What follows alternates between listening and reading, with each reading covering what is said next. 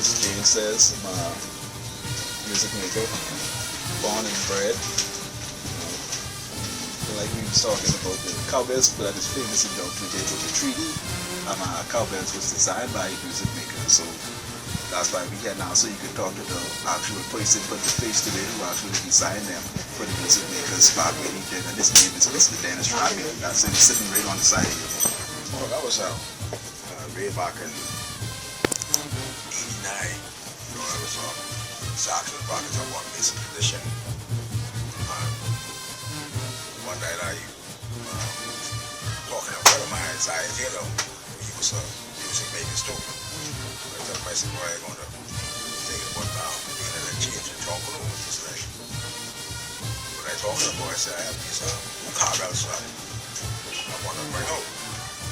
So he asked me what type of Cowbell. I said, well, you like, take it about days and do that mansion and create that mansion. So he just laughed. So finally, he said, well, how you gonna do it? So I said, anyway, let me draw it on the part. Now you draw it out on the part. Basic edition. They used to practice, actually practice on Monday night.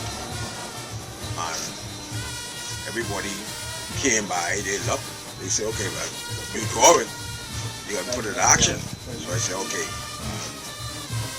2 days later, I went by Magon, Frankie, and I tell him I come up with this idea with this Cowbell. And he's like, he's called me Ballo. So he said, well, Ballo, well, these Cowbells, what the type of Cowbell? So I said, well, this 2-dimension and 3-dimension. So he said, man, but I don't know how I can make them because, you know, they had that single pattern. So he said, you know what you want to do? He said, you better go back and just try to do one on the cardboard, because I do building of course, you know, I better they do them on the cardboard. I took them back by him, and he's like, boy, yeah, these some good Cowbell. So I said, well, you know, well, I need you to make them, you know. So he said, well, and of course, you know, they'll change. I know the Cowbell back then was like $30. So he said, about $80. I said, well, I don't have no problem with that. He going ahead and we did it.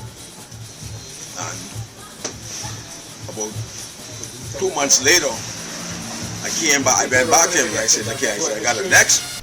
I said, I know the first one I did was a 3. I said, I want to implement the 2. You know, so he said, man, Ballo, you always come with these off the wall ideas. I said, now, let me see what you got for me this time. So when I showed him the 2, you know, I fell about the cardboard. So he said, boy, now, this going to be something when he said the market. So I said, yeah, well, you know, I said, well, you know, I ain't looking for nothing. And right now, I ain't no welder. I just creating this. So he said, man, these can go very far. So it took off from 1990, because I went to the Tribune, to the youth beat back then. They used to have the youth beat every Saturday. And I went to the Tribune, and they put it, I had it in the papers, and tell you the truth, I was there by the Tribune a while ago, and I was tempted to stop there to get this these photos from back then. Like I say, you know, it was something new. Because I remember when I got them, I took them by the Wally Boys practice. Back then they used to practice on the sports center.